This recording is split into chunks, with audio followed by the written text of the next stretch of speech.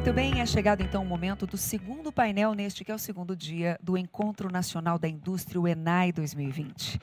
O tema agora é Estado Eficiente e Economia Competitiva. Está conosco aqui no estúdio o gerente de Política Econômica da CNI e que vai moderar esse painel, Mário Sérgio Telles, seja muito bem-vindo. E também online, Ana Carla Abrão, que é head da consultoria Oliver Wyman no Brasil, e o pesquisador associado do INSPER, Marcos Mendes. Mais uma vez informamos que este painel terá duração de 50 minutos, 40 minutos de debate e depois mais alguns minutos para perguntas e respostas. Então fique à vontade para enviar a sua pergunta através da nossa plataforma. Com a palavra, moderador. Boa tarde a todos. Boa tarde, Ana Carla. Boa tarde, Marcos. É um prazer ter vocês aqui conosco, né? Acho que essa introdução foi um pouco tímida para apresentar os dois, né? Então, acho que era importante colocar aqui, para quem está nos assistindo, o Marcos tem um papel aí muito importante, inclusive em algumas reformas recentes que foram feitas, que são fundamentais aí para tentar aumentar a eficiência do Estado, que é um ponto que a gente está discutindo aqui, né? Só lembrando a todos, o Marcos estava na equipe que trabalhou na criação do teto dos gastos, trabalhou também bastante na discussão de reforma da Previdência e contribuiu muito para a aprovação no ano passado, né? Já não estava no governo, mas isso é tudo um processo. Então, o Marcos tem contribuições aí muito relevantes e Ana Carla também como pesquisadora, secretária de Fazenda de Goiás e agora, né, temos acompanhado num trabalho aí incansável de defesa da reforma administrativa, inclusive com um trabalho aí de comunicação muito importante e muito, eu diria assim, muito duro, porque eu acompanho e eu sei que os debates são complicados, né? Então, são duas pessoas assim do mais alto nível para discutir uma questão fundamental, tá? Esse painel se propõe a discutir como o Estado mais eficiente pode tornar a nossa economia mais competitiva e o ponto fundamental disso tudo é como acelerar o crescimento econômico, né? Nós temos hoje o Brasil tem uma carga tributária muito elevada, próxima aí à média dos países da OCDE. No entanto, nós não temos a renda per capita que os países da OCDE possuem. Quando nós somos comparados com países de renda per capita próxima da nossa, a nossa carga tributária é muito elevada, tá? Ao retirar recursos do setor privado, que é o setor mais produtivo da economia, e levá-los para o setor público, que é um setor, todos os estudos mostram, é menos produtivo do que o setor privado, você tem aí um impacto da própria carga tributária sobre a capacidade de crescimento do país. Não é suficiente, nós temos um outro problema que é muito sério. Nós temos uma carga tributária elevada e temos serviços, a prestação de serviços não é satisfatória, muito pelo contrário, né? Os serviços públicos deixam muito a desejar. Isso faz com que a produtividade da economia se reduza e, portanto, a capacidade de crescimento também. Nós temos serviços de educação, serviços de saúde, que, para citar apenas dois aqui, são fundamentais na formação do capital humano, que são deficientes e, portanto, temos falhas, né, no nosso capital humano que interferem na nossa capacidade de crescimento. Então, o que esse painel busca é discutirmos aqui formas de aumentarmos a eficiência do Estado para acelerarmos a capacidade de crescimento da economia brasileira. E aí eu gostaria de começar com uma pergunta para o Marcos, tá? Quais seriam as reformas mais importantes que ainda faltam a ser feitas no Brasil para aumentar a eficiência do Estado e como um Estado mais eficiente é capaz de acelerar o ritmo de crescimento econômico?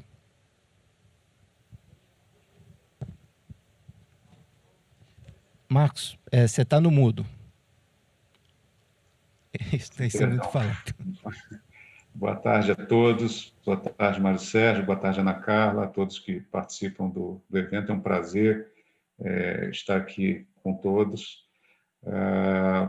Bom, essa é uma pergunta difícil, né? Nós temos um conjunto grande de reformas e existe uma incógnita, né?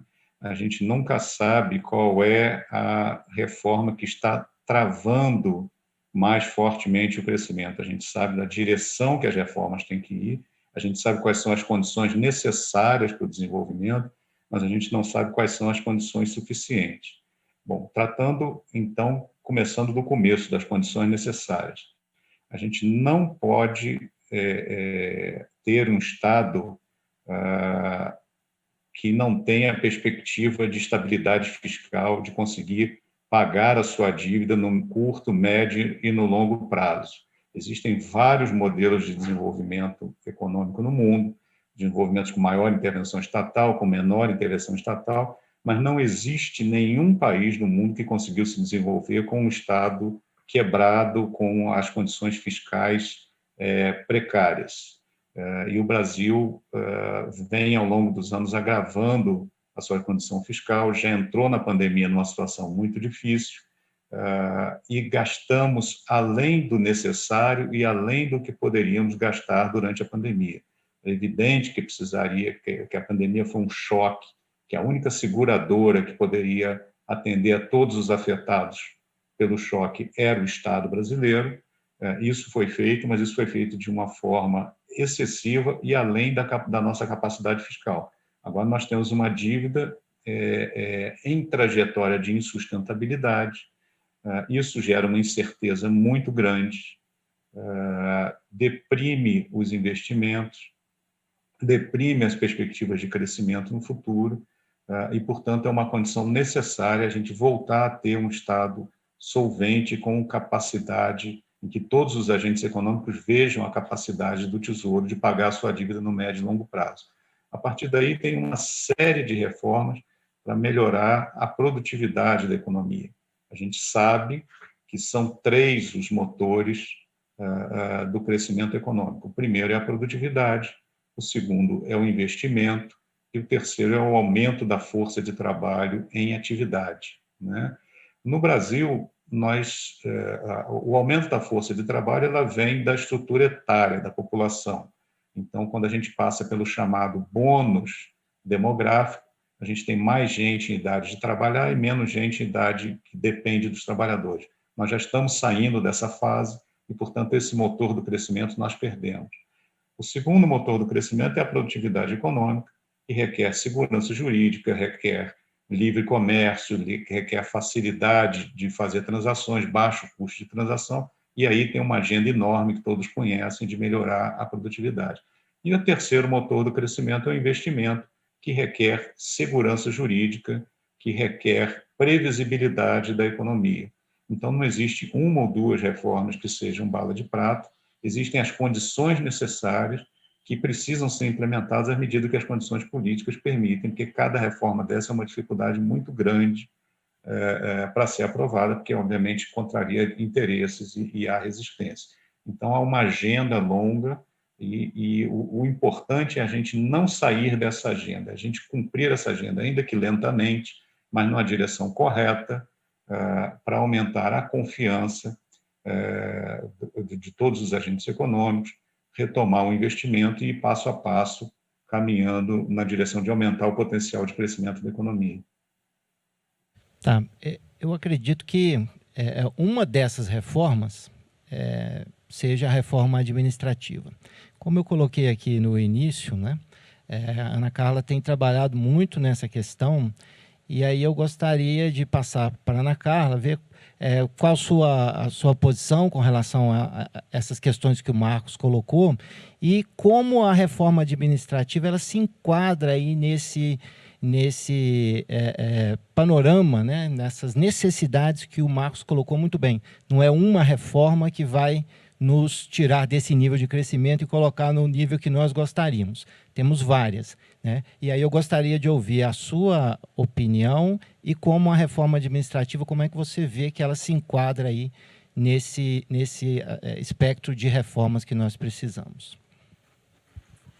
Bom, em primeiro lugar, eu queria, antes de começar aqui a responder sua pergunta, Mário Sérgio, agradecer o convite, é um prazer estar aqui no evento, no ENAI, e obviamente é um prazer também muito grande estar dividindo esse painel com o Marcos Mendes, que estamos aí juntos há muito tempo, né, em boas batalhas, então para mim é um enorme prazer estar com ele aqui, estar ao lado dele para nós discutirmos aí essas questões e, em particular, claro, né, as perspectivas e as necessidades e as demandas do nosso país.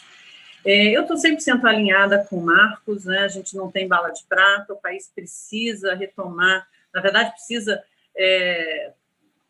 de fato, abraçar uma agenda reformista. Eu acho que a gente teve ali a reforma da Previdência, foi um momento, reforma trabalhista, depois reforma da Previdência, foi um momento em que a gente teve um respiro e ameaçou-se ali retomar ou abraçar uma agenda de reformas que é absolutamente fundamental. O país passou décadas sem enfrentar reformas necessárias e que elas, né, começaram a aparecer ali já em 2018, mas, infelizmente, a gente viu esse ímpeto arrefecer, em alguma medida em função da própria pandemia, mas, obviamente, também em função das dificuldades que o Marcos colocou, que são dificuldades, né, políticas que não são pequenas, até porque são reformas relevantes, complexas, profundas, e que acabam, obviamente, né, gerando resistências pelo fato de que afeta vários setores da sociedade. Mas nós precisamos definitivamente perseguir essa agenda se nós, de fato, quisermos construir um país que seja um país mais justo, um país que cresce, um país que gera emprego, que gera renda e que combate o nosso maior problema, que é a desigualdade social. Então, não tem outro caminho. É um caminho muito difícil, mas não tem uma única que é a reforma que vai resolver os nossos problemas, mas elas precisam começar a andar. E é nesse sentido que eu trago justamente, né, o tema da reforma administrativa, que, como você colocou, Mário Sérgio, eu tenho defendido essa bandeira, levantado essa bandeira já há algum tempo, e, felizmente, ela pelo menos começou, né? O encaminhamento de um projeto de emenda constitucional pelo governo federal para o Congresso deu início a essa discussão de uma forma mais concreta, apesar de todos os problemas que a gente vê na proposta encaminhada pelo governo, mas, pelo menos, é o início de um debate, é o início de uma agenda que é absolutamente fundamental. E vai muito na linha dos pontos que você colocou no início da sua fala, ou seja, é uma reforma que visa a resolver um problema que é um problema estrutural do Brasil, que é o fato de que nós temos serviços públicos de baixa qualidade, apesar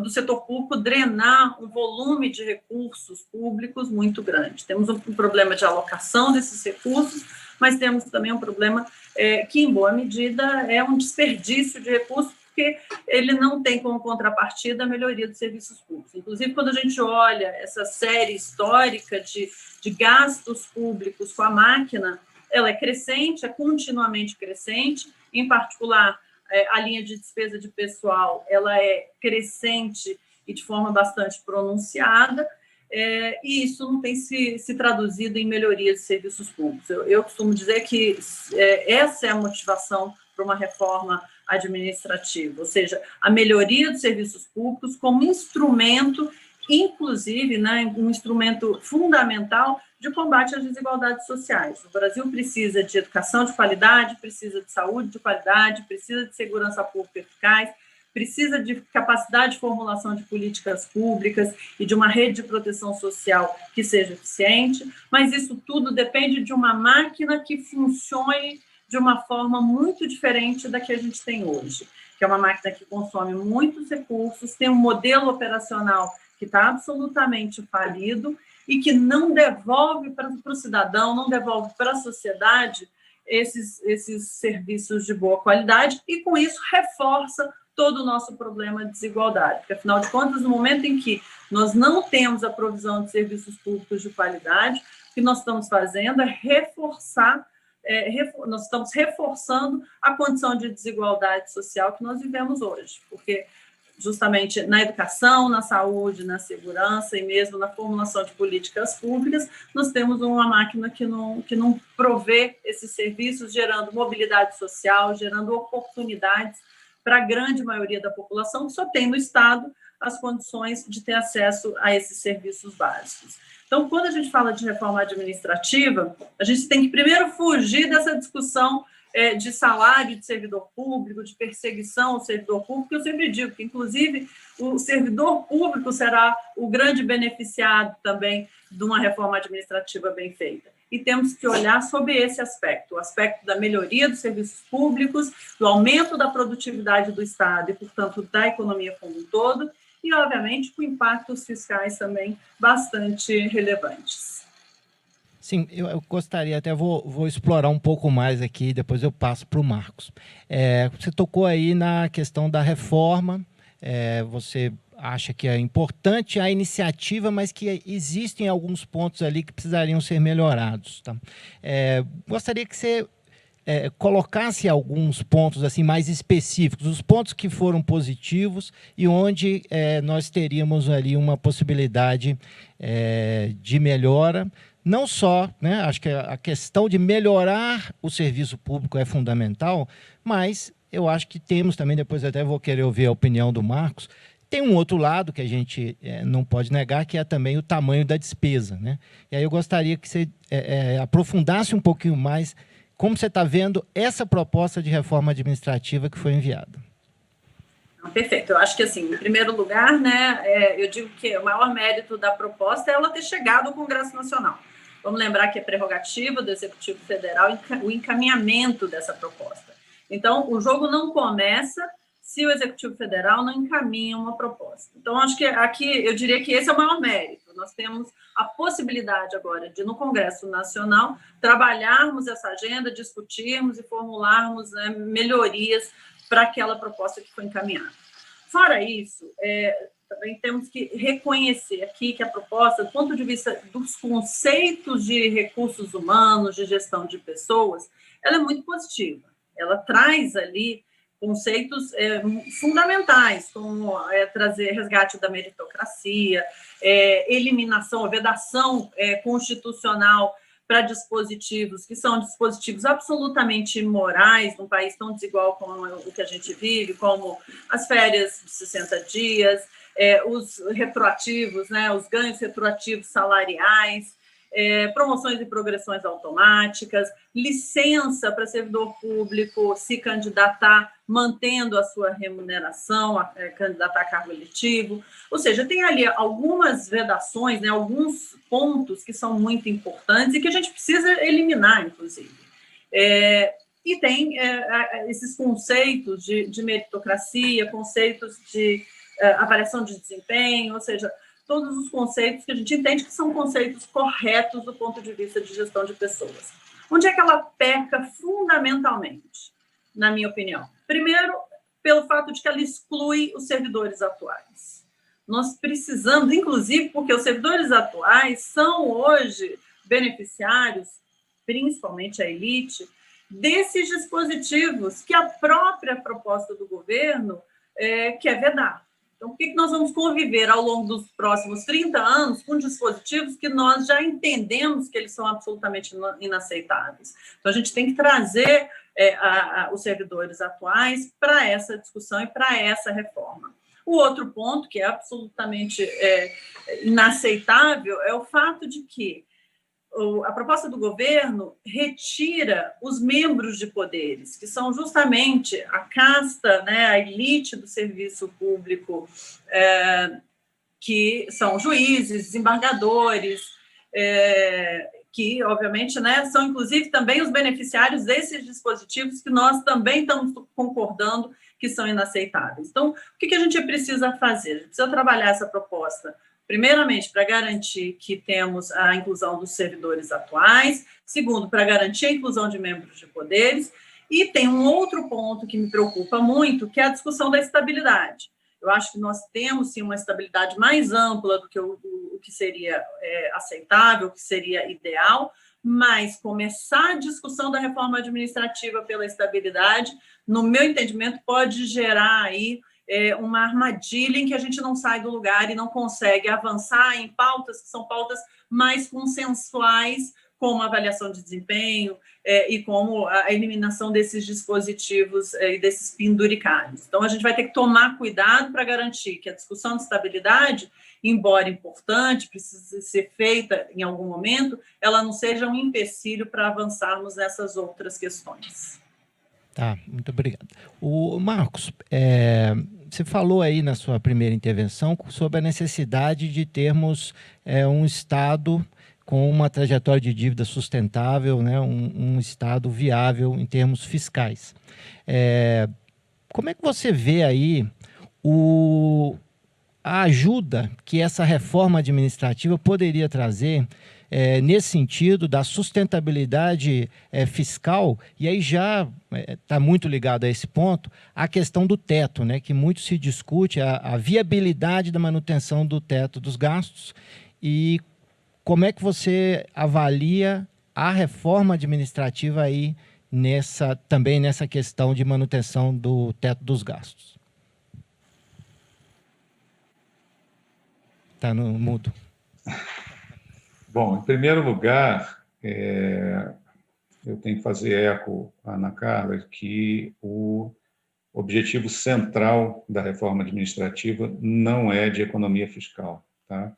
A gente precisa construir um Estado eficiente que preste serviço adequado na ponta, que seja um Estado que resolva os problemas que o mercado não consegue resolver, um Estado que preste serviço de educação, de saúde, de regulação,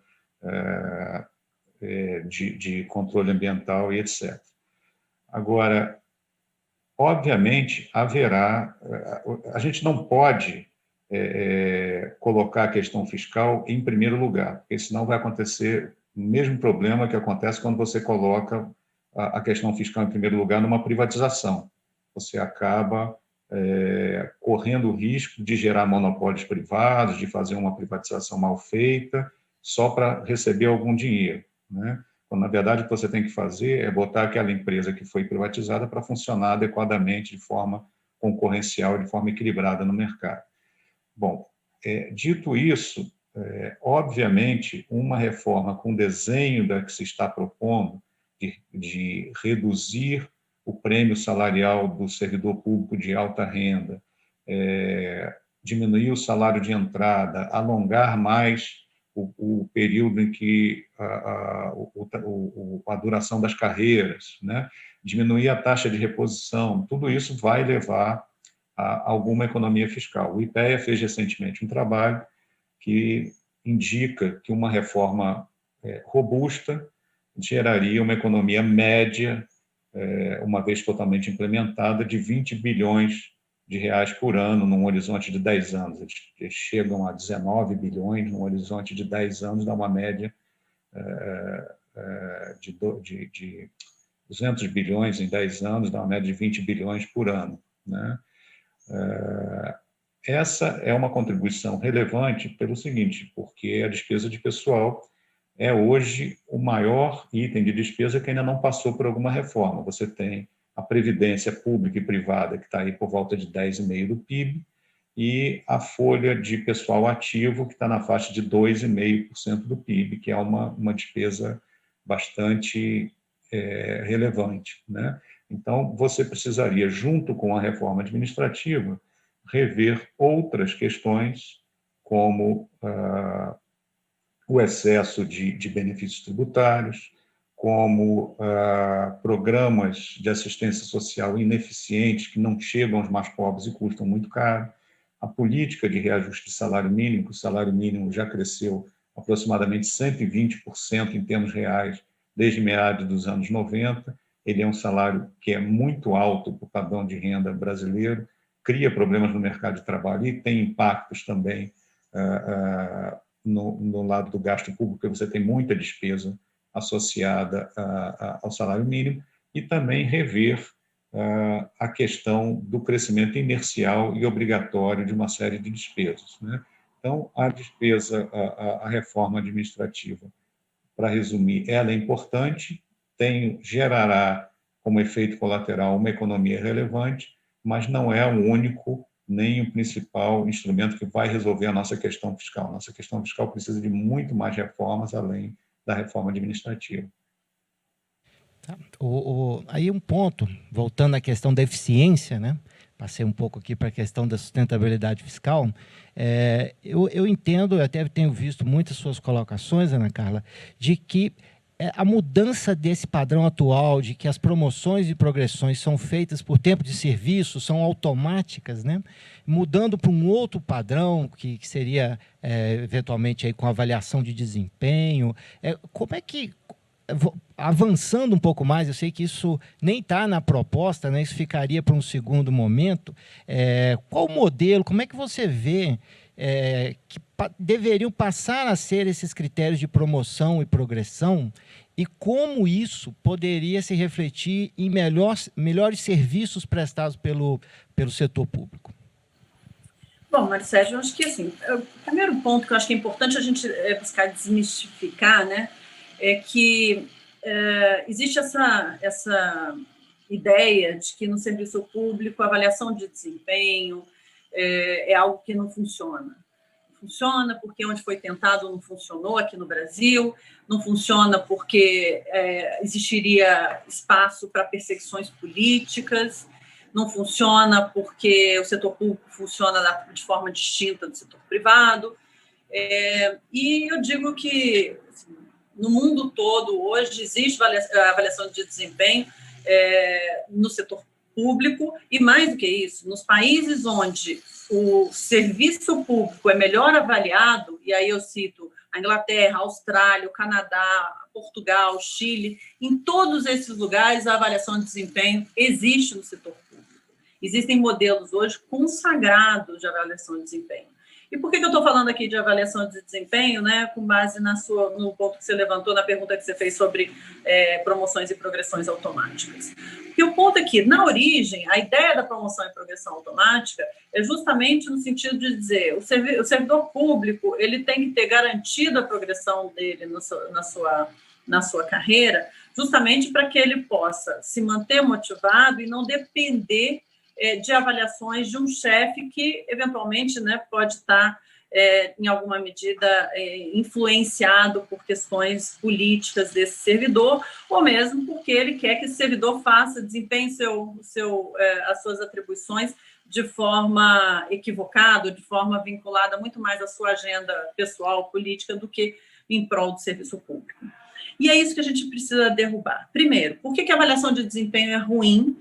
E aí, mais uma vez, eu vou até deixar a questão fiscal de lado, porque ela não é a principal aqui, embora as promoções e progressões automáticas respondam por um volume substancial do crescimento das despesas de pessoal, principalmente em estados e municípios. Hoje, só para vocês terem uma ideia, entre as despesas de pessoal em estados e municípios crescem em torno de 5% ao ano, independentemente da inflação, independentemente de correções salariais, de aumentos salariais. Isso é só o crescimento vegetativo, sendo que boa parte desse crescimento vegetativo está diretamente relacionado a promoções e progressões automáticas ou indiretamente, em função da necessidade de fazer concursos de forma contínua, porque a promoção e progressão, o que ela faz? Ela faz com que todo mundo chegue no topo e haja sempre uma necessidade de novos concursos para prover a base de serviço público, inclusive, que é quem está lá na ponta atendendo o cidadão. Então, tem sim uma questão fiscal, mas eu não vou nem me ater a ela agora. Vamos pensar aqui do ponto de vista justamente de resgate de meritocracia e de justiça em relação ao tratamento e à gestão das pessoas dentro do serviço público. A promoção e progressão automática significa que aquele servidor público que entra, enfrenta as dificuldades do serviço público, enfrenta, inclusive, a falta de condições de trabalho no serviço público, que hoje é generalizado, principalmente em estados e municípios, enfrenta as dificuldades de, eventualmente, um gestor que não sabe gerir as pessoas, que não faz planejamento, que não tem metas pré-definidas, mas que ele trabalha, ele entrega. Muitas vezes, quantos casos a gente não ouve de professora que tira dinheiro do seu bolso para poder comprar material escolar dentro de uma escola que não tem condições para que o Estado não provê isso. esse mesmo servidor público, ele vai ganhar exatamente o mesmo e vai progredir na sua carreira exatamente da mesma forma que aquele que não faz absolutamente nada e que, às vezes, sequer aparece.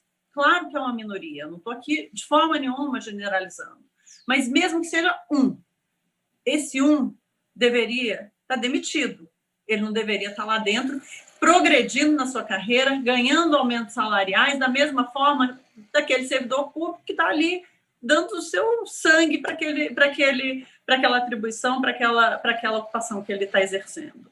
Então, do ponto de vista de justiça, isso é ruim. Do ponto de vista de incentivos, isso é ruim, porque esse servidor público que tem o espírito público, que está se dedicando e se esforçando, óbvio que ele chega um momento que ele diz, mas o que eu estou conseguindo com isso? Até porque, cada vez mais, os recursos estão sendo drenados de uma forma em que ele tem cada vez menos condições de trabalho, ele cada vez tem que se sacrificar mais para poder entregar o serviço dele, o trabalho dele. Então, do ponto de vista de incentivos, também é ruim. E, logo, isso impacta diretamente na qualidade do serviço prestado, quer seja por aquela minoria que não presta o bom serviço, quer seja por aquele que, em determinado momento, se cansa de não ser valorizado, de não ser respeitado, de não ser diferenciado e de não ter as suas condições de trabalho mantidas. Então, por isso que a avaliação de desempenho é um pilar basilar de uma reforma administrativa no Brasil. Por isso que nós precisamos, e vamos lembrar que a gente nem precisa de PEC para isso. Isso é a regulamentação de um dispositivo constitucional que foi aprovado por meio de uma emenda em 1998 e que está pronto para ser regulamentado. Na verdade, já está caindo de maduro. Se a gente fizer a regulamentação do desempenho, da avaliação do desempenho de forma a valorizar o bom servidor e a demitir aqueles casos que são, sim, de baixo desempenho continuado e comprovado, nós já começamos a mexer com essa máquina, com o funcionamento, com os incentivos dessa máquina, de forma a torná-la mais eficiente, de forma a garantir que o serviço lá na ponta vai melhorar. Isso é um fator que eu considero o principal. Fora isso, obviamente, tem os modelos de avaliação de desempenho, isso não é simples, a regulamentação do artigo 41 é só o primeiro passo nessa direção, depois nós temos que trabalhar esses modelos, e, como eu disse, existem modelos consagrados no mundo, e não é coincidência que esses países que eu citei, onde o serviço público é melhor, é mais bem avaliado pela população, que é onde temos modelos de avaliação de desempenho já maduros, já testados e já em vigor. Então, o que nós precisamos é justamente garantir que a gente foque nesse dispositivo em particular e avance nessa direção, em paralelo, trabalhando todos os outros aspectos da avaliação de desempenho. Mas isso resolve a questão da distorção gerada pelas promoções e progressões automáticas e, por outro lado, gera ganhos de eficiência aí muito relevantes. Marcos, aí, continuando nessa questão da eficiência, acho que tem um ponto interessante que você colocou, a questão das políticas sociais, as políticas de proteção social. Nós temos visto aí toda essa discussão que foi gerada pelo auxílio, pela necessidade de manutenção ou não do auxílio emergencial agora, durante a pandemia, e você colocou um dos pontos que a gente precisaria melhorar em termos de eficiência é a focalização dos nossos programas de assistência social. Eu gostaria que você trouxesse mais elementos, um pouco exemplificasse, colocasse um pouco melhor qual a sua ideia, onde a gente precisaria avançar para que, eventualmente, com os mesmos recursos, dado o teto dos gastos, né, que a gente tem que cumprir, que a gente tivesse políticas sociais mais efetivas. Bom, Mário Sérgio, se você olha o conjunto de políticas sociais que a gente tem no Brasil hoje, ele é formado por várias camadas de políticas que foram sendo criadas ao longo do tempo. Nós temos aí políticas sociais que foram criadas nos anos 60, nos anos 70, em que o conjunto de informação que a gente tinha sobre quem era a população mais pobre do Brasil era muito pequeno. Nos anos 60, nos anos 70, você não tinha, por exemplo, o cadastro único que existe hoje, muito bem desenvolvido, e que consegue identificar com clareza o grau de carência das famílias. Então, as políticas que foram desenhadas naquela época tomavam como referencial de pobreza quem ganhava um salário mínimo. Isso tudo mudou. Primeiro, porque você tem mais informação hoje, você consegue chegar no informal, saber quem é o informal. Segundo, porque o salário mínimo deixou de ser um referencial de pobreza porque ele cresceu muito ao longo do tempo, né? Então, hoje, você tem políticas como o abono salarial que não conseguem chegar no mais pobre porque é uma política que atende quem está empregado no setor formal, quando você sabe que a pobreza está entre os desempregados e os informais. A mesma coisa acontece com o salário família. Você tem também o seguro-defeso, que custa bastante caro e que se propõe a ser um seguro de renda para o pescador artesanal no período de defeso, no período em que ele fica proibido de pescar. Acontece que essa política é hiper distorcida, né? Não tem nenhum controle, você tem muito mais gente no cadastro do seguro-defeso do que o número de pescadores que existem no Brasil. Você tem uma série de defesos que já poderiam ter sido extintos e que não foram extintos para poder continuar pagando o seguro-defeso para aquelas pessoas. Então, quando você olha os dados agregados, eu tive a oportunidade de participar de uma pesquisa organizada pelo CDPP, o Centro de Debate de Políticas Públicas, e a gente fez uma proposta de um novo programa social. E no diagnóstico dessa proposta, quando a gente olha o impacto do salário família, do auxílio, do seguro-defeso e do abono salarial sobre a pobreza, se você simplesmente acabasse com esse programa de um dia para outro, não muda a segunda casa decimal das estatísticas de pobreza, porque não vai para os mais pobres esse recurso. Claro que tem algumas pessoas ali na faixa limítrofe, né?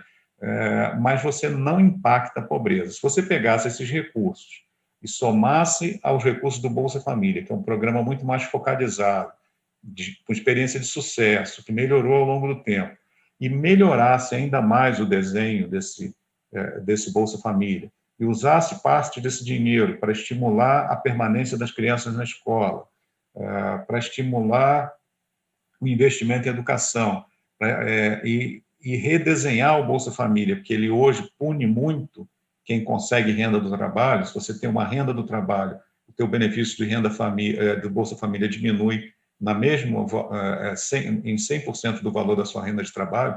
Você diminuir essa punição, diminuir o benefício, em vez de diminuir em 100%, diminuir em 50%, 60%, você desenha melhor o programa com os mesmos recursos e consegue atingir um volume muito maior de pessoas. Um ponto importante desse nosso programa, do desenho que nós fizemos lá para o CDPP, é distinguir dois tipos de carência. Você tem aquela família que é muito pobre, que não consegue sair sozinha da pobreza, e essa família precisa de transferência de renda. Agora, você tem uma quantidade muito grande de pessoas que consegue gerar renda, que não precisa de uma transferência de renda todo mês. O problema dessas pessoas é que a renda delas é muito volátil.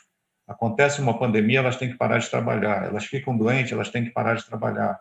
Teve um problema de saúde na família, ela tem que parar de trabalhar e a renda cai abruptamente. Então, para essas pessoas, em vez de uma transferência fixa de renda, a gente propôs um seguro de renda. Quando a renda dessa pessoa cai muito, ela vai acumulando uma poupança mês a mês, vai sendo feito um depósito numa poupança para ela, e quando a renda dela cai muito, ela tem direito a sacar essa poupança. Isso diminui muito o custo, é muito mais barato do que fazer uma transferência mensal de renda e permite atender muito mais gente. A gente consegue atender os 40% mais pobres da população brasileira, seja com transferência de renda, seja com essa poupança, sem aumentar a despesa. Mas, para isso, precisa rever os programas, incorporar nesse novo programa os programas antigos que perderam potencial, capacidade de chegar nos mais pobres. Essa é a ideia geral da focalização. Tá ok, muito obrigado. A gente já está aqui faltando, ali tem um cronômetro, faltam 11 minutos, e eu estou aqui com algumas perguntas, e tem uma aqui que eu achei bem interessante, e eu vou fazer para a Ana Carla. É uma preocupação que eu tenho também, porque a gente conhece aí o longo histórico de judicialização das questões envolvendo servidores, né? Então, chegou uma pergunta aqui do público: como a reforma proposta pelo governo afetará apenas os novos servidores, não haverá um risco de judicialização devido à existência de carreiras muito semelhantes, mas com remunerações distintas? E aí eu uso essa pergunta, você pode tratar desse assunto, mas eu tenho uma preocupação aí de querer saber da sua visão de quais são os riscos de judicialização, além dessa questão aqui, envolvendo a reforma administrativa. Muito bem, Sérgio, obrigada pela pergunta. Eu diria que, sim, além, né, da questão, como é que eu diria, técnica, moral, né, de ter excluído os servidores atuais da discussão da reforma administrativa, o governo cria, sim, um risco jurídico gigantesco. Imagina se a gente tem a evolução e a aprovação da proposta conforme ela está, sem incluir os servidores atuais. Nós teremos, na prática, a convivência de dois modelos muito distintos, sendo que, né, do ponto de vista concreto, o que vai acontecer? Vou dar aqui um exemplo. Nós teremos dois servidores públicos, vamos supor que dois auditores fiscais, que terão feito concurso no intervalo de 3, 4 anos e terão trajetórias, do ponto de vista financeiro e do ponto de vista de ascensão profissional, completamente distintas, embora executem as mesmas funções. Então, isso, obviamente, abre, né, um flancro, cria um risco de judicialização, e isso vale para todas as carreiras. Mas eu usei aqui o exemplo do auditor fiscal, lembrando que, inclusive, do ponto de vista de aquisição da estabilidade, também a reforma abre aí uma trajetória muito distinta, demora mais a atingir a estabilidade. Então, imagina que a gente teria aqui duas trajetórias completamente distintas, e a chance de judicialização, e mais do que isso, a chance, num pedido de isonomia, que a justiça conceda essa isonomia, é enorme. E eu tenho certeza que a direção não será do modelo tradicional para o novo modelo. Ao contrário, será, claro, do novo modelo para o modelo tradicional, que é onde uma série de privilégios ou uma série de benefícios estão incorporados, enquanto no novo modelo não estão. Então, esse risco de judicialização é real e, inclusive, ele pode não só contaminar, mas ele pode simplesmente fazer morrer esse novo modelo, que, como eu falei no início, tem conceitos, né, do ponto de vista de gestão de pessoas que são muito, muito positivos. Então, mais um motivo para a gente incorporar os novos servidores na nova reforma.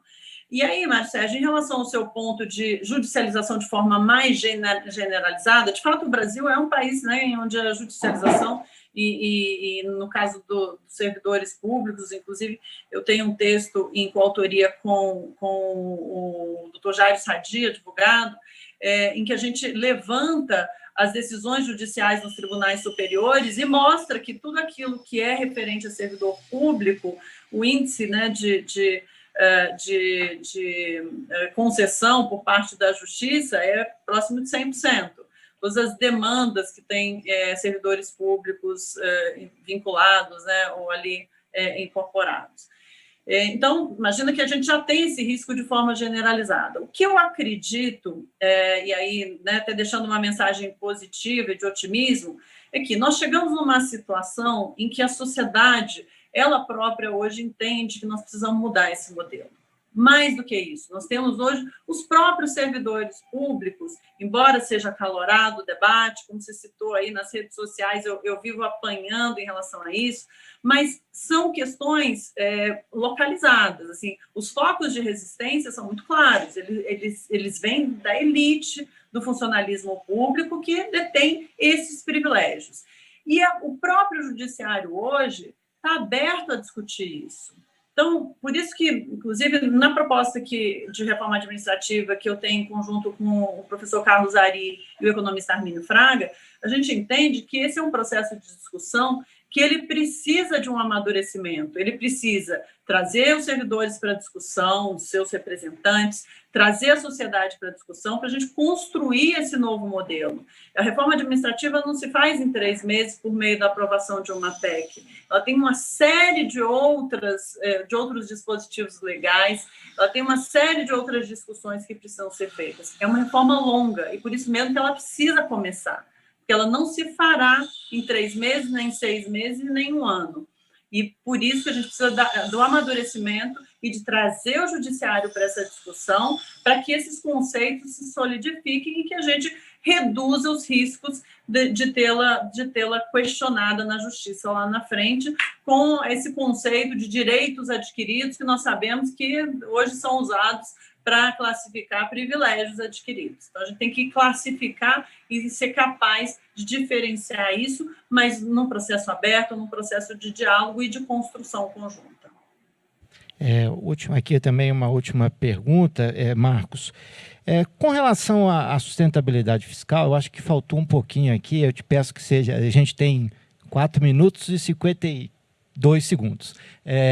Queria que você falasse um pouco como você está vendo aí a sustentabilidade do teto dos gastos, e se você vê alguma possibilidade, alguma forma de flexibilização do teto, de mudança da regra, de forma a não prejudicar a sustentabilidade fiscal. Tem algum aperfeiçoamento na regra que você identifica que seria importante?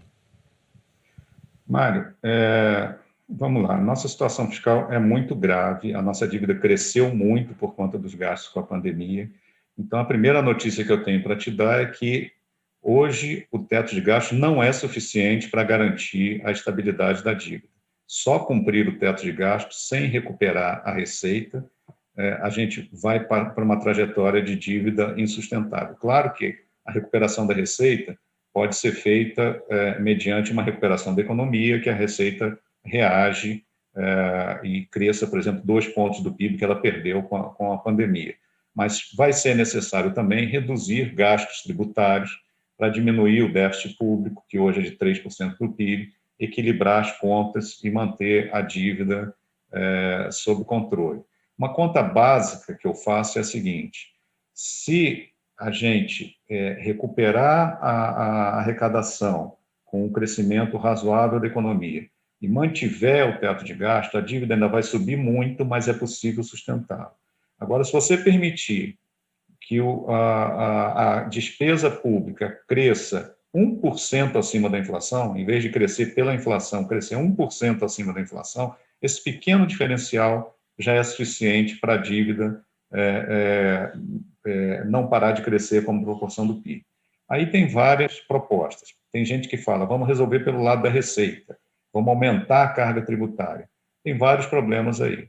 Primeiro, que aumentar a carga tributária num sistema tão distorcido quanto o nosso vai diminuir o crescimento, vai diminuir o denominador da relação dívida-PIB e a gente vai ficar enxugando o gelo. Segundo, que a despesa ela é sempre crescente, ela tem uma inércia muito grande. Então, não basta aumentar a carga tributária uma vez. Você vai ter que ficar aumentando a carga tributária para correr atrás da despesa o tempo todo. Tá? E terceiro, tem o argumento de que os juros estão baixos, a gente pode continuar se endividando. Não é assim. A regra básica é que, para a dívida ser sustentável, a taxa de juros tem que ser menor do que a taxa de crescimento real da economia. Hoje, a taxa de juros implícita da nossa dívida é 3% real, e a gente não consegue crescer 3% ao ano real. Então, a gente não está com juros suficientemente baixos para relaxar em relação à dívida. Então, não existe muito caminho fora do cumprimento do teto. Tá? Com relação a melhorias de regra, aperfeiçoamento de regra, o grande problema é que qualquer aperfeiçoamento que você propõe no Congresso vai gerar uma pressão política muito grande para flexibilizar a despesa. Então, eu acho que a melhor estratégia é tomar providências e fazer as reformas necessárias para cumprir o teto de gastos e, além disso, você vai ter que fazer mais esforço, seja reduzindo o gasto tributário, seja tendo um aumento temporário marginal de receita para estabilizar a dívida. Ok. Agora a gente está com 1 minuto e 13. Aí eu gostaria só de passar para a Ana Carla, depois eu volto para o Marcos aí para suas últimas palavras.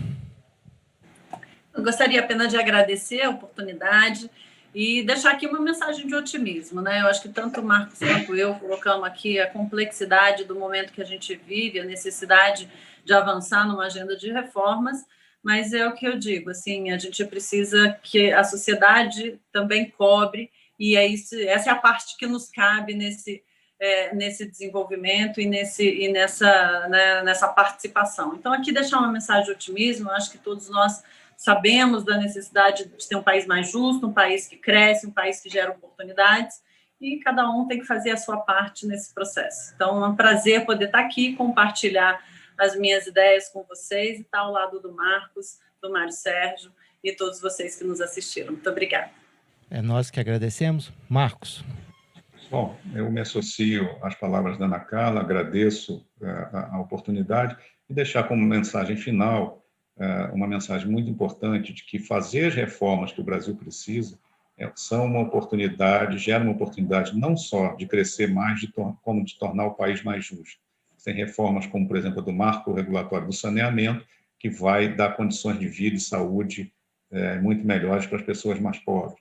Você abre a economia, você desmonta cartéis, desmonta lucros extraordinários, injustificados, e diminui a concentração de renda. Então, a cada reforma que você olha, tem um motivo para você acreditar que nós vamos transformar o país num país menos injusto e mais capaz de crescer. É uma questão que a gente precisa debater e está posto, a sociedade está discutindo, é difícil mesmo, espero que a gente siga no bom caminho. Muito obrigado. Tá, obrigado aos dois, boa tarde. Agora nós gostaríamos de agradecer a participação da Ana Carla e do Marcos Mendes e convidamos a todos a participarem do nosso café interativo, que terá a participação da diretora da primeira composição da Autoridade Nacional de Proteção de Dados, Miriam Wimmer, e da especialista em políticas e indústrias da CNI, do especialista Fabiano Barreto, que apresentarão o tema Diálogo sobre a Lei Geral de Proteção de Dados. Boa tarde, muito obrigado a todos que nos assistiram.